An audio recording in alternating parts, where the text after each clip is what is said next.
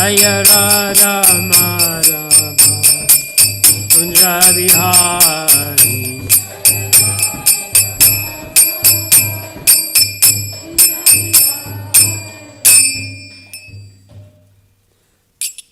Shri Shri Kurdamitai Maipur Shashi Ki, Shri Tulsinath Maharaj Ki, Shri Girirajla Ki, Shri Nrsimhadev Bhagwan Ki, Shri Prabhupada Ki, Nitai Gaur Pranamandi.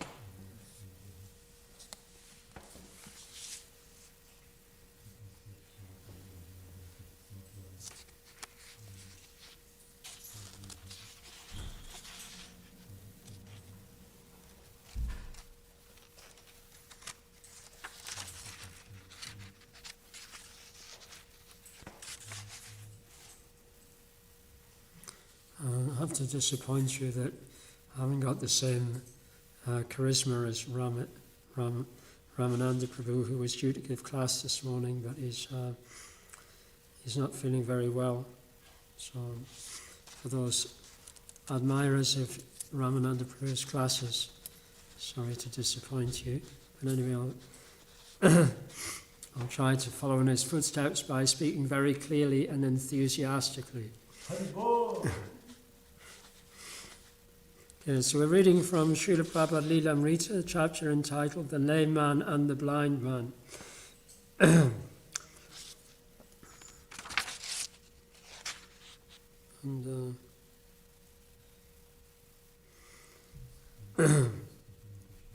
During Prabhupada's 10-day stay in New York, the devotees remained in a triumphant, euphoric mood.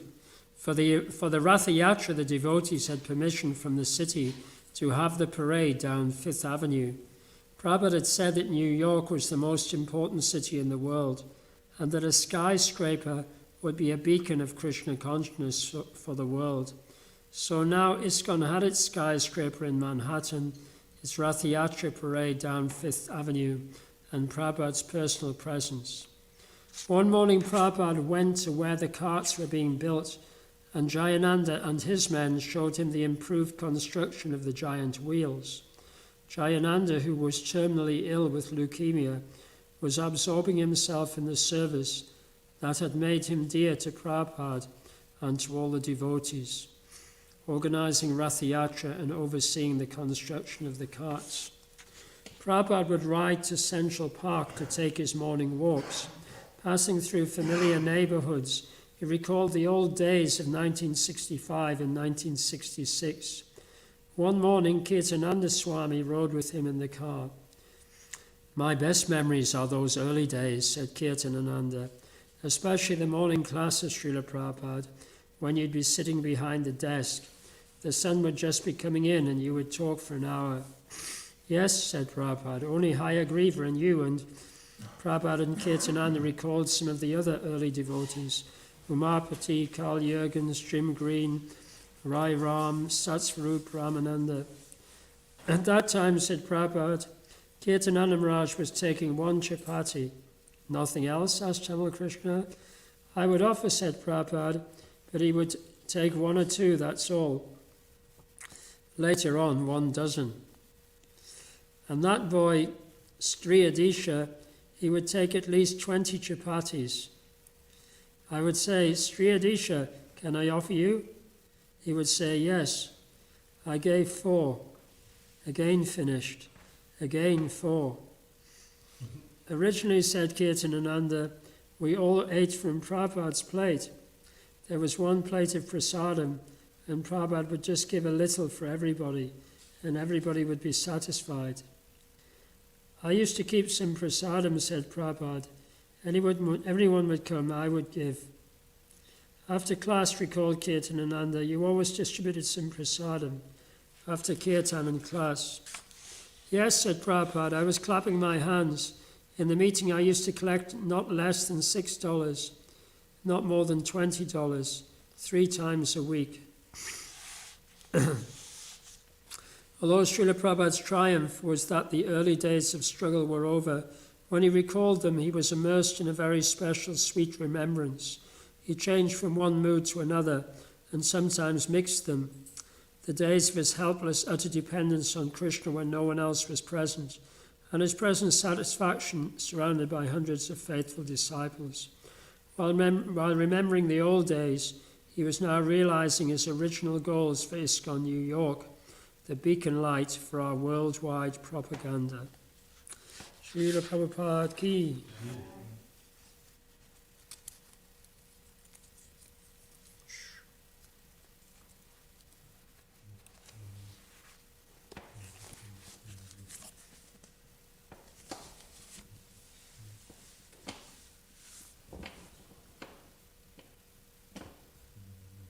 Which verse is this?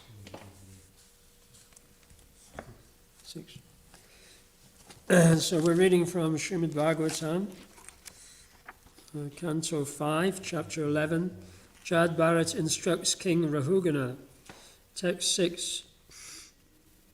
Om Namo Bhagavate Vasudevaya. Om Namo Bhagavate Vasudevaya. Om Namo Bhagavate Vasudevaya.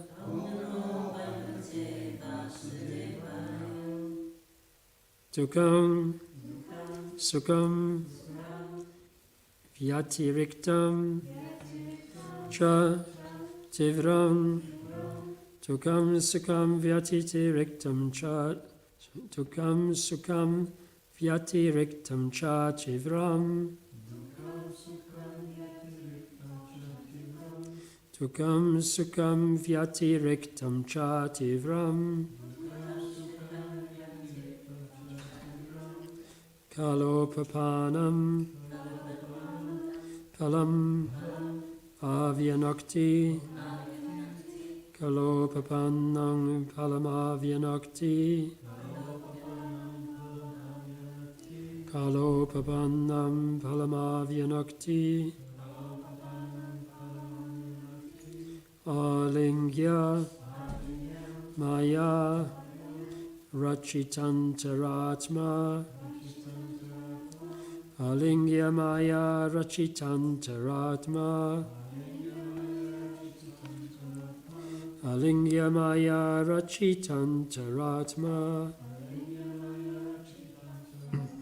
Swadehinam Sangsriti Chakra Kuta Swadehinam Sangsriti Chakra Kuta Swadehinam Sangsriti Chakra Kuta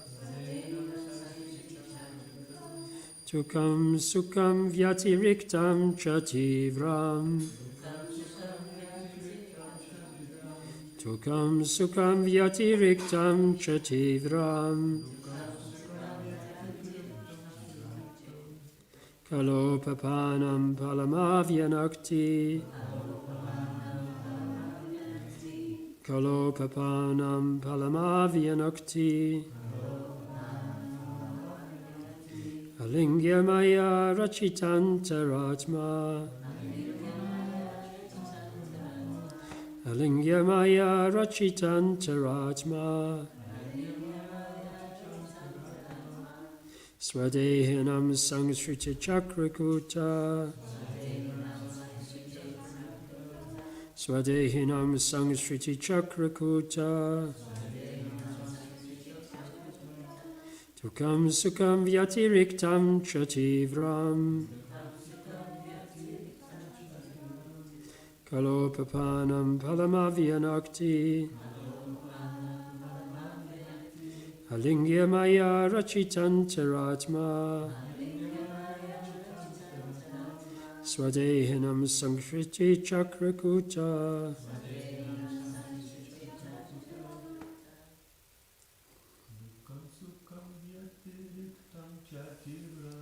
Tukam sukam vyatiriktam chativram. Kalopapanam palam avyanakti. Alingya maya rachitantaratma. Swadehinam sangsriti chakrakuta. Tukam sukam vyatiriktam chativram.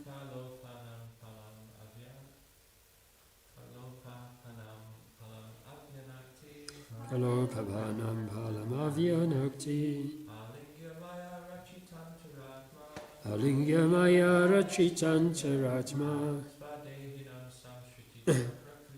Swadehinam sangsriti chakrakuta. Vaishnavis.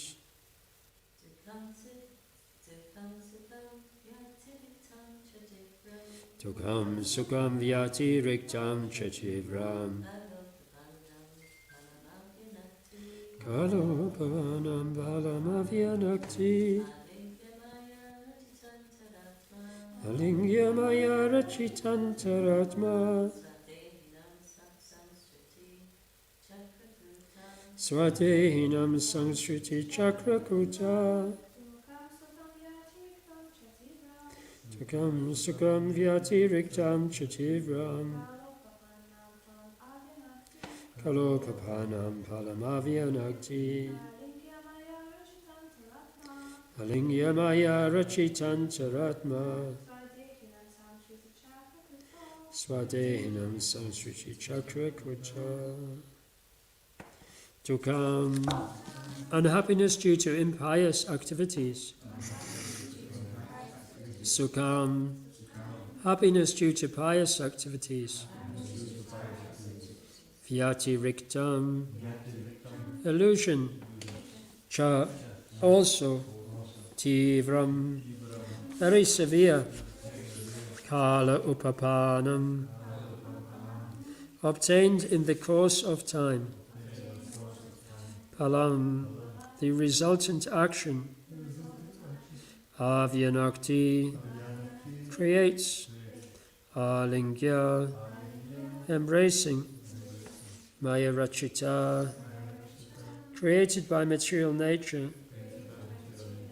Anta atma, the mind. Swadehinam, the living being himself. Sangsriti, of the actions and reactions of material existence. Chakrakuta, which deceives the living entity into the wheel. Translation: the materialistic mind, covering the living entity's soul, carries it to different species of life. This is called continued material existence. Due to the mind, the living entity suffers or enjoys material distress and happiness. Being thus illusioned, the mind further creates pious and impious activities and their karma, and thus the soul becomes conditioned. Please repeat. The materialistic mind, covering the living entity's soul, carries it to different species of life. This is called continued material existence. Due to the mind, the living entity suffers or enjoys material distress and happiness. Being thus illusioned, the mind further creates pious and impious activities and their karma, and thus the soul becomes conditioned. Purport by Srila Prabhupada, Srila Prabhupada ki. Mental activities under the influence of material nature cause happiness and distress within the material world. Being covered by illusion, the living entity eternally continues conditioned life under different designations. Such living entities are known as Nityabada, eternally conditioned. On the whole, the mind is the cause of conditioned life. Therefore, the entire yogic process is meant to control the mind and the senses.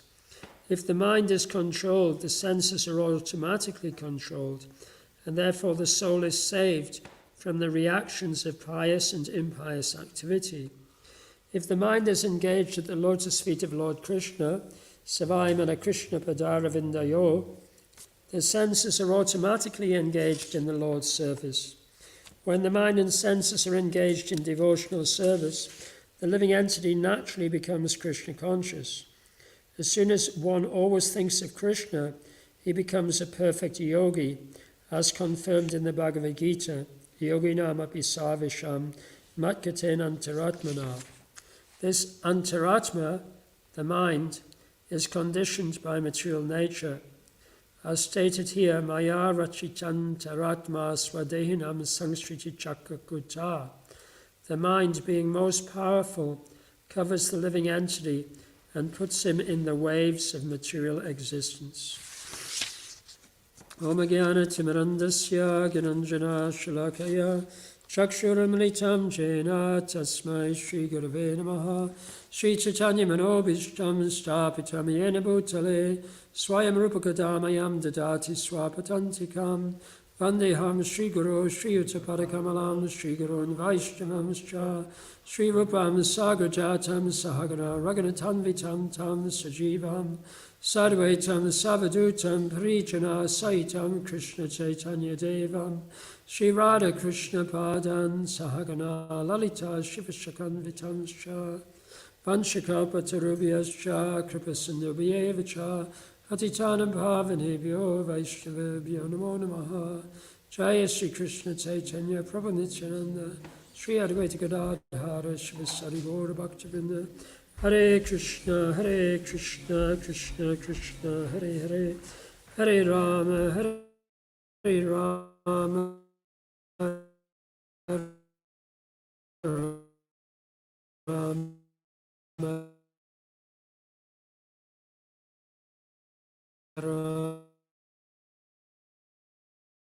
Rama, Hare.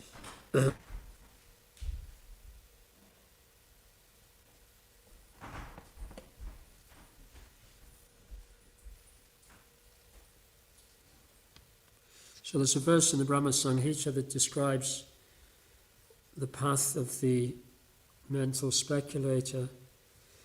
So it's described that great yogis, or great thinkers rather, persons who are always thinking about solutions to problems and who are always trying to come to the ultimate conclusion by their thinking power, then even though they may think in this way for hundreds of millions of births through many, many different lifetimes, they'll never actually be able to attain an understanding of Krishna in his form as a beautiful person, a beautiful child.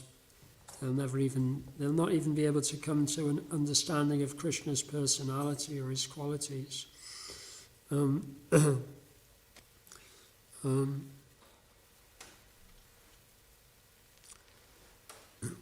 So here it's described that the materialistic mind carries the soul to different species of life. So we may think, well, at least we're in the human form of life, so now we've kind of risen above the ignorance of the other species of life. But it's a very, very rare person who actually uses the human body correctly, and thus actually transcends this entanglement in repeated birth in different species or in different contaminations of the modes of nature.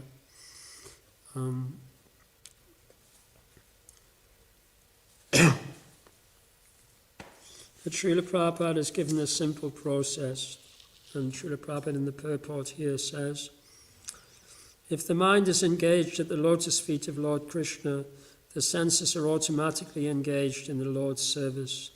When the mind and senses are engaged in devotional service, the living entity naturally becomes Krishna conscious.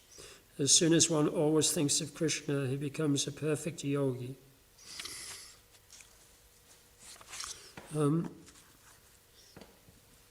Srila Prabhupada has given us so much engagement in this Krishna consciousness movement, so that in whatever way our mind and senses have become conditioned by association with the different modes of nature and association with different philosophies, with different likes and dislikes, with different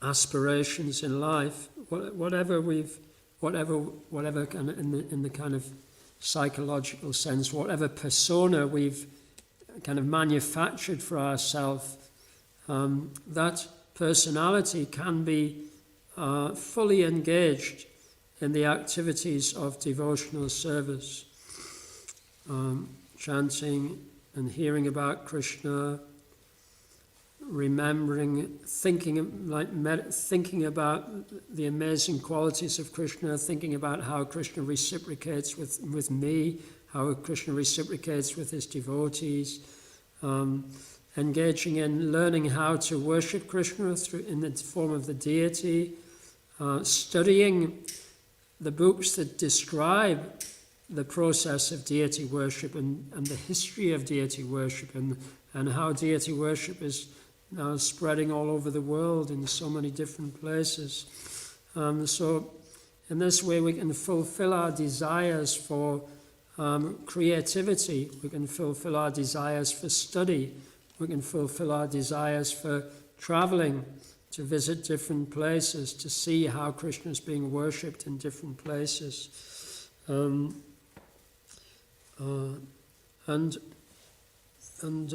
can fulfill our desires for adventure by engaging in thinking, by getting engaged in Krishna's Harinam Sankirtan, thinking about how we can spread the teachings of Krishna using different media, using art, music, cuisine, science. So many different ways we can be engaged in Krishna's service. It's unlimited. So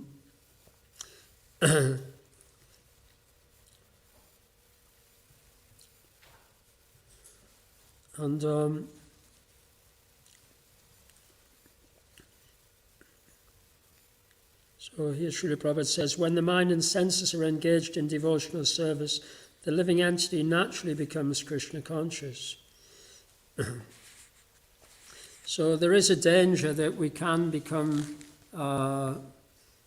because we've been in contact with the illusory energy for many, many lifetimes, there is a danger that even while engaging our mind and senses in trying to serve Krishna in so many different ways, there's a danger that we'll revive some of our old attachments. Because we like even when we're hearing music, kirtan, it may remind us of some music that we listen to, or even if we're watching some documentary about a temple in another part of the world, it might remind us of like our gallivanting days when we were just traveling everywhere and feeling very free.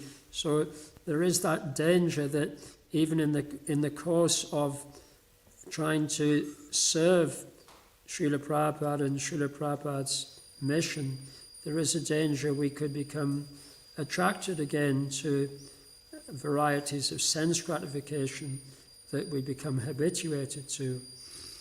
But so for that reason, we protect ourselves by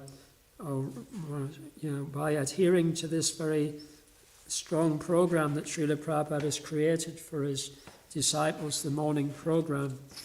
And those of us who live in the temple are very fortunate that we can have this period of like 4 hours in the morning where we can be completely absorbed. We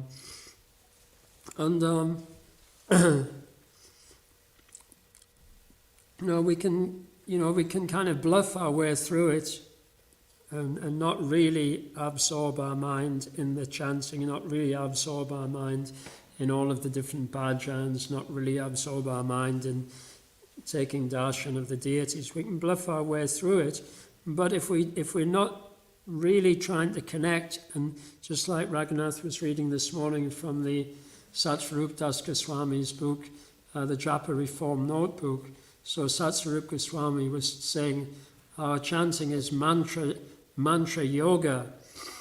It's connecting with Krishna through the mantra and constantly.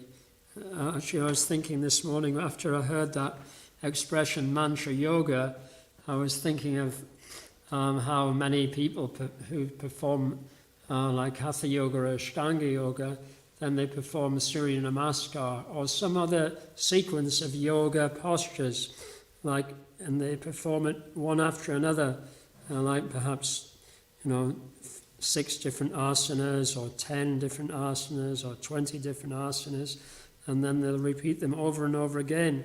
So similarly, when we're chanting and then we're repeating Krishna's names over and over again, and it can become mechanical, just like if you've been practicing the same asana again and again and again for years, it just becomes mechanical. But actually, we should always want to refine it. We should become more mindful of that connection, that yoga. It's called mantra yoga because it enables us to connect with Krishna, connect with Krishna's name, connect with Krishna's qualities, connect with Krishna's pastimes, connect with Krishna's devotees. And so, so let's try to increase the quality of our mantra japa. And then this way we can take on more more and more service and more varieties of service without the danger without the danger of becoming sort of attracted to sense gratification again. And this will be, and that excitement and that satisfaction gained from engaging in different services, or if we have the same service every day, then that satisfaction gained from fine-tuning that service and always trying to think of ways in which we can really pay attention to the detail of that service, then that endeavor will satisfy us, because that's actually evoking our eternal relationship with Krishna. We're eternally Krishna's servants, and a very loyal servant is always trying to think of ways in which he can perfect his service. Just really, how can I please my master by doing it even more nicely today? So this is this is important, and we can discuss with each other how we can do this. So some devotees some devotees may have the ability to really refine a particular service, and other devotees may have the ability to perform many different services. So we can help one another branch out and also help one another refine that service.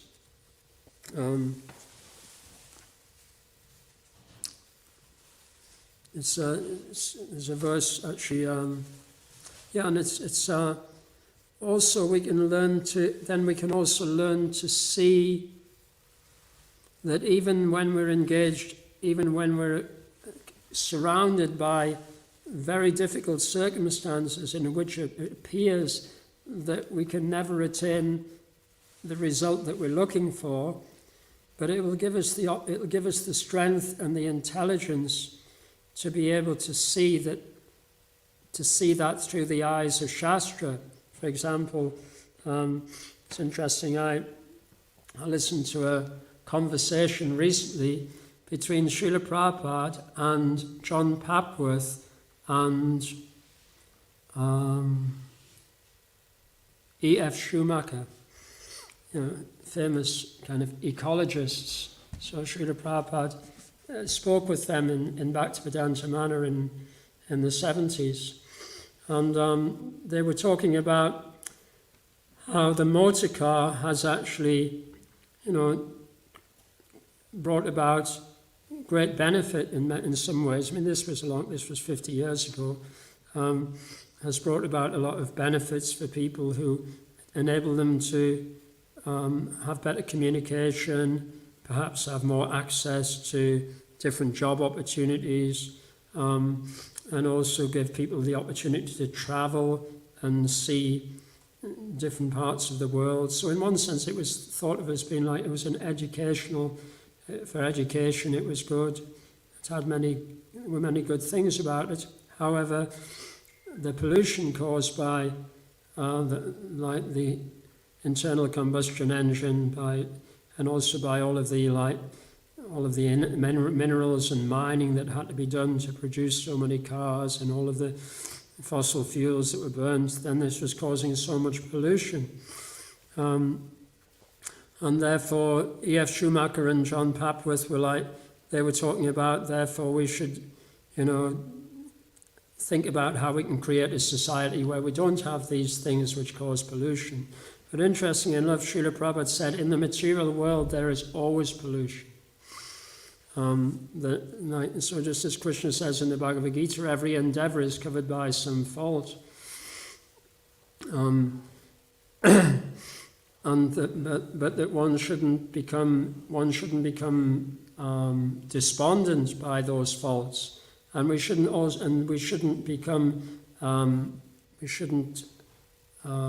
hold on to a kind of false expectation that if we can somehow or other really work it all out, then there won't be any pollution or there won't be any faults. No, Srila Prabhupada said this is the nature of the material world. The modes of material nature, passion, goodness, and ignorance are always fighting for supremacy. And actually, the mode of ignorance has a function in the material world. The mode of ignorance actually brings about decay and destruction, so that like a new cycle of creation can come into being. So if we're too attached to, you could say, if we're too attached to personal sense gratification and we don't see the bigger picture, then we'll be very, very frustrated by pollution of so many different kinds, whether it's disease in our own body, whether it's like conflict in social dealings, or whether it's, natural disasters, so many things.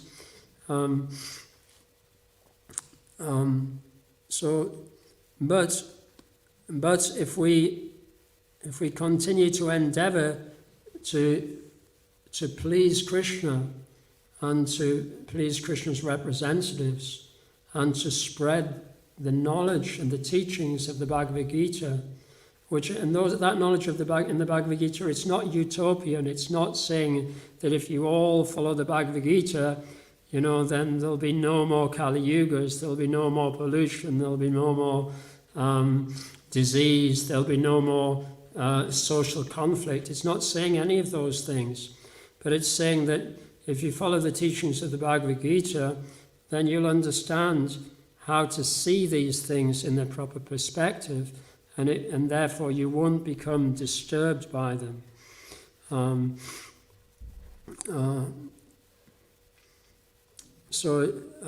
in that conversation, Srila Prabhupada quoted two famous verses by Srila Rupa Goswami. Anasaktasya vishayan yataham upayunjita nebanda krishna sambande yukta vairagya muchyate prapanchikatya buddhya hari sambandha vasyana mamukshabi parityago palgam vairagya muchyate. He says that one should engage all of one's senses and activities in the service of Krishna, and this is called devotional service. and that one who rejects certain material things, thinking of them as being impure or being unofferable, then that person is actually performing what's called palgo vairagya, which means they're renouncing in the mode of ignorance. They're saying, oh, well, this is not very nice, this is not very spiritual, this is not very attractive, therefore I'm just going to go off and meditate by myself. I don't want to have to go out into a dirty city and speak to people in a polluted environment. I don't want to have to use things which are causing, which will decay and fall to bits. I'm just going to, I'm just going to sleep in a tent. I'm just going to eat the leaves and the grass. In one sense, like Javat did, or like Maharaj Rishabdev did, but the difference is that they were completely absorbed totally absorbed in Krishna's Leela, and they were 100% Krishna conscious. So it didn't disturb them in any way. It didn't disturb their meditation. So we can't expect to come to that platform, but we can come to the platform of whatever situation we do come across in life, and whatever things, you could say, whatever impurities rise to the surface. Srila Prabhupada also gives the example that when you're making ghee from butter, then you apply heat very gently to the butter, and all of the impurity, or all of the solids and in the butter rise to the surface, and then you can skim them off. So similarly, in the process of Krishna consciousness, of practicing bhakti yoga, then certain undesirable emotions and perhaps physical manifestations, disease or some conflict or some difficult conflicting emotions may come. But the Bhagavad Gita teaches us how to accept those as being part of living in the material world. And also Srila Prabhupada gives us the opportunity of how we can use these kind of circumstances to teach others. Srila Prabhupada would nearly always start his classes to the general public, in big assemblies, or to college students. He would always talk about the difficulties of living in the material world. So he didn't present that that these difficulties are going to go away, but he was presenting. But if you actually engage an appreciation and an understanding of those difficulties, and in Krishna consciousness, then that's real freedom, because you'll know that nothing can actually disturb you. So that's a wonderful state of consciousness to be in. That that whatever difficulties or whatever disturbance, whatever pollution, whatever disease arises, then it can't sway you from your understanding and appreciation of Krishna.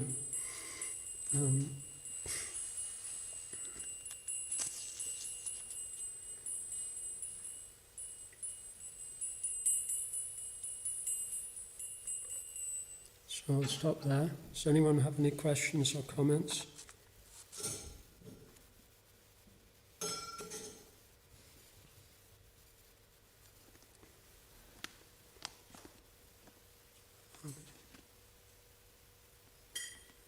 Vancha Srimad Bhagavatam ki, Srila Prabhupada ki, Shri Kodanatai Naito Shashi ki, Nitai Gauda Premanandi. Ananta Koti Vaishnava Vrinda ki.